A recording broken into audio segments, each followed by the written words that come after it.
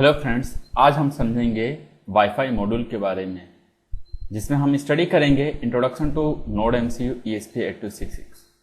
That means कि ये wifi module क्या होता है, पर्टिकुलर इसमें हम लोग नोड एमसीयू को ही क्यों पढ़ते हैं और उसके क्या फायदे हैं, ये नोड एमसीयू ESP8266 कैसे काम करता है और इसको हम ऑटोमेशन से IoT, दैट मीन्स कि जो टास्क हमारा ऑटोमेशन के थ्रू हो रहा है उस ऑटोमेशन का टास्क को हम लोग IoT पे किस तरीके से लेके जा सकते हैं, इसके बारे में हम सारी जानकारी आज कलेक्ट करेंगे।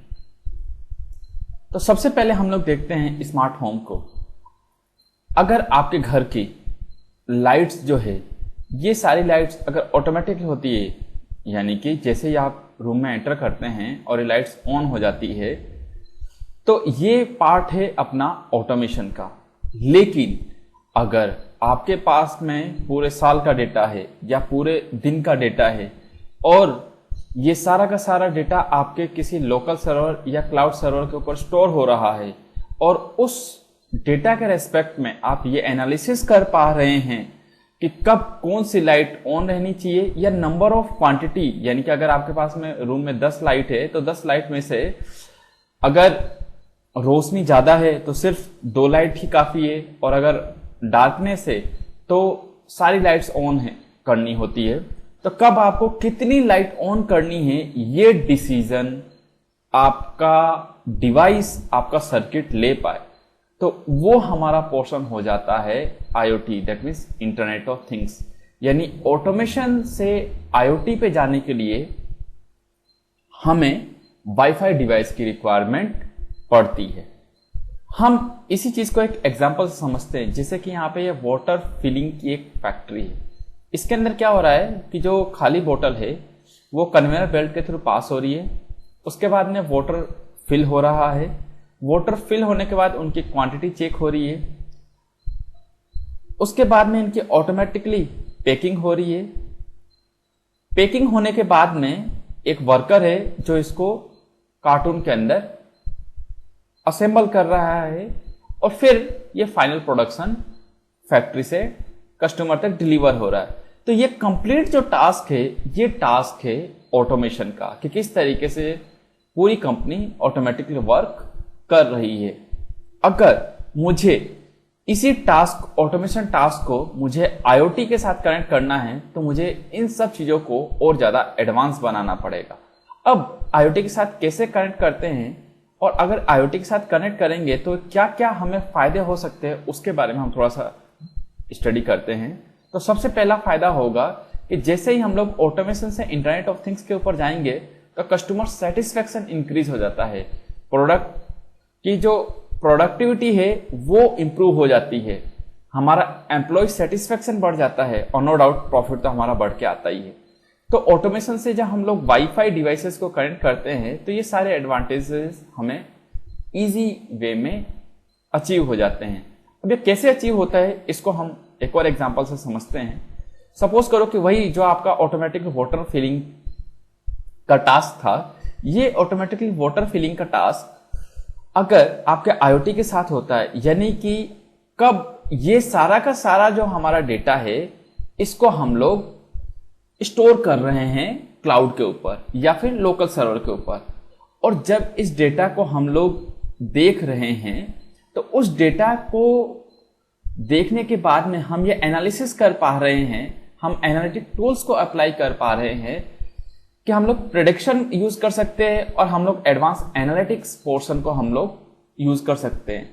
वो इस तरीके से यूज कर सकते हैं ताकि कब किस टाइम पे आपके प्रोडक्शन पे, कब किस टाइम पे आपके कौन से मैन्युफैक्चरिंग के थिंग्स के ऊपर, मशीनरी के ऊपर क्या इफेक्ट पड़ रहा है, ये सारी की सारी चीजें हम लोग IoT की हेल्प से सब चीजें मैनेज कर सकते हैं। इसके अलावा अगर मैं ऑटोमेशन की बात करूं तो यहां पे ये जो ऑटोमेटिकली वाटर फिलिंग हो रहा है, कब तो मेरा टैंक फुल हो रहा है, कब मेरा हाफ जा रहा है, कब एक पर्टिकुलर लेवल से नीचे जा रहा है जिसके बाद में हमें ऑन करना है, ये सारी डिटेल हमें ऑटोमेशन में मिल जाती है। लेकिन जैसे ही ये डिवाइस इंटरनेट या वाईफाई से जुड़ती है तो ये सारे के सारे डेटा को हम लोग प्रोसेस करा देते हैं, यानी ये सारा का सारा डेटा प्रोसेसिंग होता है और प्रोसेसिंग के बाद में ये डेटा प्रोसेसिंग और उसके बाद में सारा का सारा डेटा हमारा क्लाउड पे सेव हो जाता है और क्लाउड पे सेव होने के बाद में इसके हम कंप्लीट एनालिसिस कर सकते हैं और प्रोडक्शन कर सकते हैं। इसके साथ साथ हम अलर्ट सिस्टम डाल सकते हैं।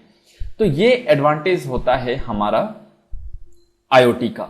अब इससे कैसे डिफरेंट पॉसिबिलिटी इंप्रूव हो जाती है और कैसे वो पांचों फैक्टर जो हम लोगों ने बात की उसको इंप्रूव हो सकती है, उसको हम समझते हैं। तो सबसे पहले इस तरीके से इंप्रूव होती है कि जैसे ही हम लोग ऑटोमेशन से इंटरनेट ऑफ थिंग्स के ऊपर जाते हैं तो हमारी मॉनिटरिंग बढ़ जाती है। हम हर स्टेज पे ये चेक कर पाते हैं कि कब कौन सा मशीनरी जो है वो कितना काम कर पा रही है, उसकी क्या एफिशिएंसी है। दूसरी बात, कस्टमर सेटिस्फेक्शन इसलिए बढ़ जाता है क्योंकि हम कस्टमर को ये शो कर पाते हैं कि हमारा जो प्रोडक्शन है वो कितने फाइन क्वालिटी से और कितना अच्छी क्वालिटी से आपके लिए हम लोग कस्टमर के लिए बना पा रहे हैं। नो डाउट हम लोग प्रोडक्ट को इजी वे में प्रमोट कर पाते हैं। क्यों? क्योंकि हम कस्टमर को हर चीज शो कर पा रहे हैं। बिल्कुल एग्जैक्टली वैसे ही जैसे आपको मैकडोनल्ड पे पूरा यकीन होता है, क्योंकि जब कभी भी आप मैकडी में जाते हो तो वहां पे आप लोग देखते हो कि उनका जो किचन है बहुत ज्यादा हाइजेनिक होता है, आपके सामने शो होता है। तो इसी तरीके से हम लोग कस्टमर की सेटिस्फेक्शन बढ़ा सकते हैं और अपने प्रोडक्ट की प्रोडक्टिविटी को हम लोग इंप्रूव कर सकते हैं, प्रमोट कर सकते हैं। नो डाउट एम्प्लॉय सेटिस्फेक्शन भी बढ़ता है। एम्प्लॉय सेटिस्फेक्शन इसलिए बढ़ता है क्योंकि कब कौन सा एम्प्लॉय कितना काम कर पा रहा है और कौन सा एम्प्लॉय कितना काम करता है, वो सब चीजें हम लोग एनालिसिस कर पा रहे हैं। क्योंकि हम हर लेवल पे आईओटी डिवाइसेस के हेल्प से हम अपने मैन्युफैक्चरिंग को मॉनिटर कर पा रहे हैं। उसके साथ साथ हम सब चीजें अलर्ट ले पा रहे हैं। हम लोग ये समझ पा रहे हैं कि कब कौन सी डिवाइस या कौन सी मशीनरी कितने टाइम तक चल पाएगी, उसके अंदर क्या एफिशिएंसी है, पर डे वो कितना प्रोडक्शन कर रही है, उसमें क्या इंप्रूवमेंट हो सकता है, क्या इंप्रूवमेंट नहीं हो सकता है। वो सारी की सारी चीजें हमें पता लग जाती है और कब किस टाइम पे कौन सी मशीन की सर्विसिंग करानी है, ये भी हम प्रोडक्टिव एनालिटिक्स या हम एनालिटिक्स की हेल्प से इसको हम समझ पाते हैं। नो डाउट जब ये सारी चीजें होती है तो प्रॉफिट तो हमारा मेन चीज है कि प्रॉफिट कंपनी का बढ़ता ही बढ़ता है। तो अब हम लोग बात करते हैं कि अब हमें वाईफाई डिवाइसेस जो यूज करेंगे उसकी क्या क्या रिक्वायरमेंट होती है। तो सबसे पहले जो हमारा वाईफाई डिवाइस होगा वो लोकल नेटवर्क, यानी कि जो हमारा फैक्ट्री में जो वर्क हो रहा है उसको इंटरनेट पे ले जाने के लिए सफिशिएंट हो और नोड्स के बीच में कम्युनिकेट कर पाए। यहाँ पे नोड्स के बीच में कम्युनिकेट करने का मतलब ये है कि जो डिफरेंट मशीनरी से, जिसको हम लोग नोड्स का नाम दे रहे हैं, वो नोड यानी डिफरेंट मशीनरी आपस में एक दूसरे के साथ कम्युनिकेट कर पाए।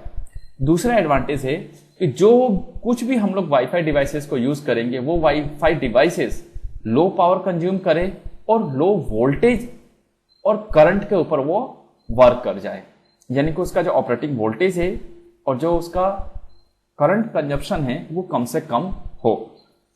कैपेबल टू कम्युनिकेट और वाईफाई फ्रीक्वेंसी, अगर हम लोग 4G 5G की बात कर रहे हैं तो वो कैपेबल हो 2.4 गीगाहर्ट्ज फ्रीक्वेंसी पे वर्क करने के लिए और 5 गीगाहर्ट्ज फ्रीक्वेंसी पे वर्क करने के लिए।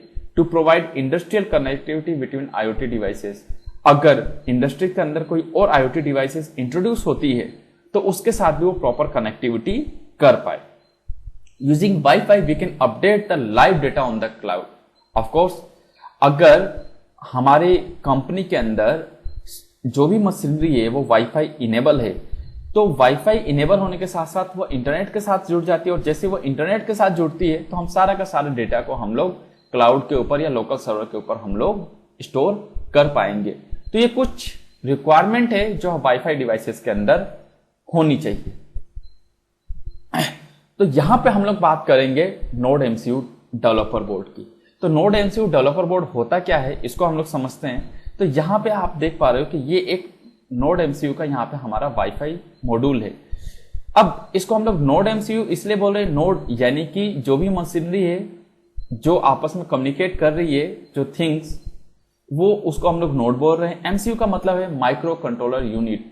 ये लो कॉस्ट है, ओपन सोर्स प्लेटफॉर्म है, यानी कि इस डिवाइस की कीमत मात्र 200 से 250 रुपए यानी 200 to 250 रुपीज में ये नोड एमसीयू आपका मिल जाता है। यानी कि इतनी सस्ती चीज में अगर आप ऑटोमेशन से आप IoT पे लेके जाएं तो हमारे लिए कितना अच्छा एडवांटेज हो जाता है। दूसरी बात, इसमें ESP8266 wifi system on chip use किया हुआ है, जो कि एस्प्रेसिव सिस्टम ने डिजाइन करके दिया है। यहां पे जो हम लोग ये मॉड्यूल यूज कर रहे हैं वो मॉड्यूल हम लोग ESP12 मॉड्यूल को यूज कर रहे हैं। अब मार्केट में ये ESP32 जो कि 32 बिट माइक्रो कंट्रोलर है वो भी ऐड हो चुका है। नोड MCU जो है वो बाय डिफॉल्ट फर्मवेयर को रिप्रेजेंट करता है, ना कि वो डेवलपमेंट किट को रिप्रेजेंट करता है। जो हमारा फर्मवेयर है वो लुआ स्क्रिप्ट लैंग्वेज में इसका बना हुआ है, और जो कुछ भी जो हमारा जो प्रोजेक्ट बनता है वो लुआ प्रोजेक्ट के ऊपर बेस है, जो कि एक्सप्रेसिव कंपनी ने बनाया है। ये नॉन OS है, इसमें कोई ऑपरेटिंग सिस्टम नहीं डलता, बल्कि इसमें SDK ESP8266 का डलता है। SDK होता है सॉफ्टवेयर डेवलपमेंट किट, और ये ओपन सोर्स है, यानी कि इसके लिए हमें कोई पेमेंट नहीं करना होता है। इस वजह से हम लोग नोड MCU को प्रीफर करते हैं। अब हम समझते हैं कि इस नोड MCU को कैसे यूज कर सकते हैं और इस नोड MCU में कौन कौन से इनपुट आउटपुट डिवाइसेस है। तो मोटे तौर पे देखें तो हमारे पास में ESP8266 का यह चिप है, 2.4 गीगाहर्ट्ज का एंटीना है। सप्लाई वोल्टेज यानी क्योंकि हम लोग माइक्रो USB से इसको सप्लाई दे रहे हैं, तो इसको सप्लाई 5 वोल्ट हम लोग प्रोवाइड कर रहे हैं, उसको 3.3 वोल्ट पे कन्वर्ट करने के लिए हमारे पास में रेगुलेटर है। ऑन बोर्ड LED है, ताकि हम ये चेक कर पाएं बोर्ड पे ही कि हमारा जो नोड MCU या वाईफाई मॉड्यूल है वो प्रॉपर वर्क कर रहा है या नहीं कर रहा है। हम लोग फ्लैश बटन है ताकि हम फ्लैश के साथ इंटरफेस कर पाए।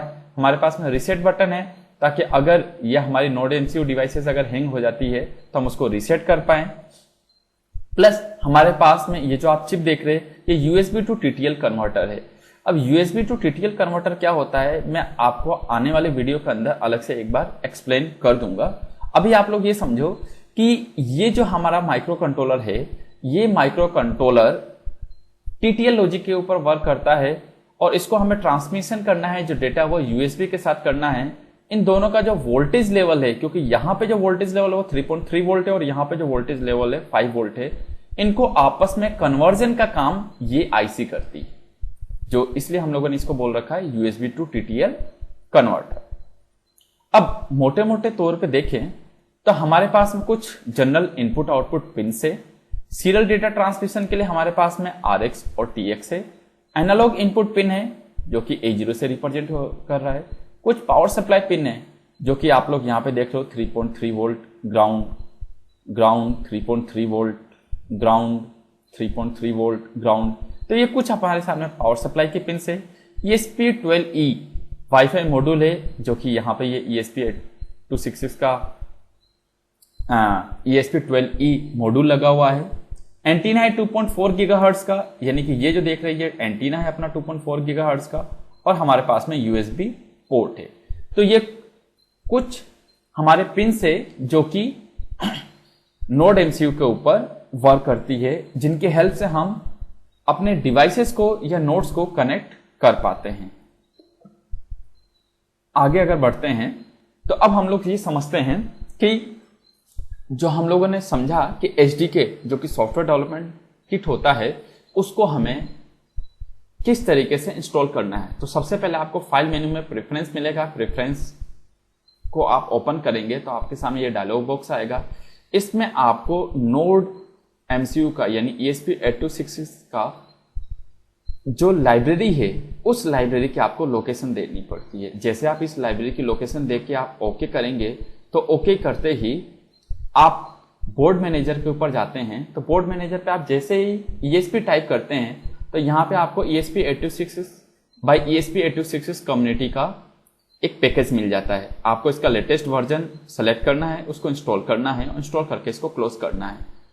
इस तरीके से आपका जो SDK है वो इंस्टॉल हो चुका होता है, यानी कि आपका जो फर्मवेयर है वो इंस्टॉल नोड MCU के अंदर हो चुका है। नोड MCU हार्डवेयर पे नहीं, बल्कि नोड MCU जो हम लोग आर्डिनो यूज कर रहे हैं, आर्डिनो IDE जो यूज कर रहे हैं, उस आर्डिनो IDE के अंदर हम लोगों ने इसको अप्लाई कर दिया या उसको अपलोड कर दिया। अब जैसे ही आप अपलोड करेंगे तो आपको दो चीजें यूज करनी है, आपको नोड एमसीयू सेलेक्ट करना है और आपको कॉम पोर्ट सेलेक्ट करना है। आपको बोर्ड में जाके जो ESP12E का मॉड्यूल है उसको आपको सेलेक्ट करना है, प्लस आपको पोर्ट सेलेक्ट करना है। पोर्ट आपका वर्चुअली क्रिएट होता है, जैसे ही आप नोड एमसीयू को USB के थ्रू कनेक्ट करते हैं तो ये कम्युनिकेशन का वर्चुअली पोर्ट असाइन कर देता है अपना कंप्यूटर, जैसे कि यहाँ पे कॉम पोर्ट 6 को डिनोट कर रहा है।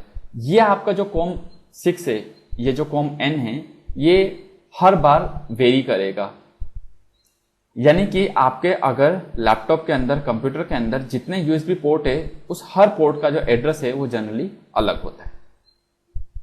जैसे ही आप टूल्स के अंदर ये बोर्ड सेलेक्ट करेंगे, आपका कॉम पोर्ट सेलेक्ट करेंगे, कॉम पोर्ट सेलेक्ट करने के बाद में आप प्रोग्राम लिखेंगे। प्रोग्राम के लिए मैं आपको एक LED ब्लिंकिंग का प्रोग्राम, जो कि इसके नोड एमसीयू के एग्जांपल में ऑलरेडी होता है, उसी को मैं एक्सप्लेन कर देता हूं। तो सबसे पहले हमारा फंक्शन आता है सेटअप का। सेटअप के अंदर वो फंक्शन होता है जो कि एक ही बार कोड रन होता है, और लूप के अंदर हम लोग वो सारे फंक्शन लिखते हैं या वो सारी स्टेटमेंट, कमांड लिखते हैं जो कि हमें बार बार परफॉर्म करना होता है। अगर मैं बात करूं कि हमारे नोड एमसीयू के ऊपर जो LED है, वो LED को ऑन ऑफ कराना है, तो हम कैसे कराएंगे? तो उस चीज के लिए मैं कोड लिखता हूं। तो मुझे पिन को एक बार डिफाइन करना पड़ेगा कि मैं LED जो कि D0 पिन से कनेक्ट है, वो इनपुट करना है या आउटपुट करना है, वो एक बार सिर्फ एक ही बार डिसाइड होगा। यानी कि हमें उस जो इनबिल्ट LED है उसको मुझे आउटपुट पोर्ट के डिफाइन करना है, और मुझे हर एक सेकेंड में, फॉर एग्जांपल मैं हर एक सेकेंड में उस LED को हाई करूं और लो करूं, और इस प्रोसेस को मैं कंटिन्यूअस रन करूं। तो ये हमारे सामने प्रोग्राम है। सेटअप के अंदर हम लोगों ने पिन मोड को यूज कर दिया, यानी LED built in predefined function है जो कि नोड एमसीयू के ऊपर बोर्ड पे लगा हुआ है। इसको मैंने आउटपुट डिफाइन किया, डिजिटल राइट किया, उस LED पिन को पहले लो कर दिया, एक डिले दिया हमने 1 सेकेंड का, 1000 मिली सेकेंड में लेता है, जिसका मतलब 1 सेकेंड हो गया। फिर वापस हम लोगों ने लो को हम लोगों ने क्या कर दिया, हाई, और उसके इफेक्ट को चेक करने के लिए हम लोगों ने अगेन 1 सेकेंड का डिले दिया। तो अब ये बोर्ड पे कैसे वर्क करेगा? हर एक सेकंड बाद में ऑन होगा, ऑफ होगा, ऑन होगा, ऑफ होगा। मैंने जैसे ही प्रोग्राम को अपलोड किया, अपलोड करने के साथ साथ जो मेरा नोड एमसीयू के ऊपर LED है वो किस तरीके से ब्लिंक कर रही है, इस इमेज में आप लोग देख पा रहे हैं। तो ये हमारा प्रैक्टिकल हुआ कि हम लोगों ने किस तरीके से नोड एमसीयू को रियल हार्डवेयर के ऊपर या प्रैक्टिकल एप्लीकेशन के साथ में हम लोगों ने यूज किया। तो अभी हम लोगों ने सिर्फ जो ऑलरेडी उसके ऊपर LED लगी हुई है, उस LED को हम लोगों ने ऑन ऑफ करके देखा है। सो आज के लिए इतना ही। तो हमने आज के वीडियो में देखा कि ऑटोमेशन से अगर हमें IoT के ऊपर स्विच करना है तो वाईफाई मॉड्यूल को यूज करना पड़ेगा, और वाईफाई मॉड्यूल में हमने देखा कि जो हमारा जो नोड एमसीयू ESP8266 है वो प्रैक्टिकल एप्लीकेशन के साथ कैसे वर्क करता है। और भी अगर आपके दिमाग में कोई क्यूरीज है तो आप हमारे चैट सेक्शन में पोस्ट कर सकते हैं। So guys, thank you for your time, thanks for watching.